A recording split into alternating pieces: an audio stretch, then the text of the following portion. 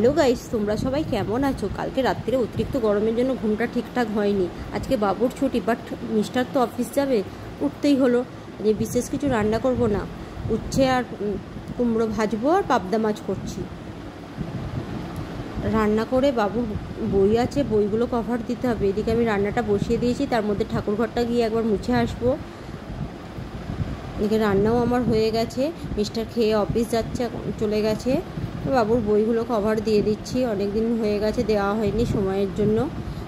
এবার বিকেলের দিকে বাবু পড়তে যাবে, ওকে দিতে যাব। বেরিয়ে পড়েছি, বাবু পড়তে যাচ্ছে।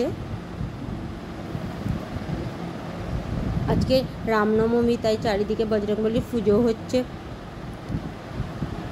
আমরা একটা ফার্নিচারের দোকানে এলাম, ওখানে একটা চেয়ার কিনতে হবে, তো তাই চলে এসেছি। শাশুড়ি মা বসতে অসুবিধা হচ্ছে বলে চেয়ারটা নিয়ে নিলাম। তারপরে এখানে রাস্তায় বেরিয়ে পড়েছি। চারিদিকে প্রচুর ভিড়। আজকে রামনবমী পুজো হচ্ছে, এখানে বজরংবলী মন্দির, এটা চৌমাতা। তারপরে আমরা এখন শেওড়াফুলির দিকে যাচ্ছি। শেওড়াফুলি থেকে কিছু জিনিস কেনার আছে, ওখানে কিনে নেব। কিনতে কিনতে একটু রাত্রি হয়ে গেল আজকে, তাই বাড়ি ফিরে কি রান্না করব ঠিক করলাম। ভাত ছিল তো, ওগুলোকেই ভেজে নিলাম। আজকে ডিনারে এগুলোই চলবে।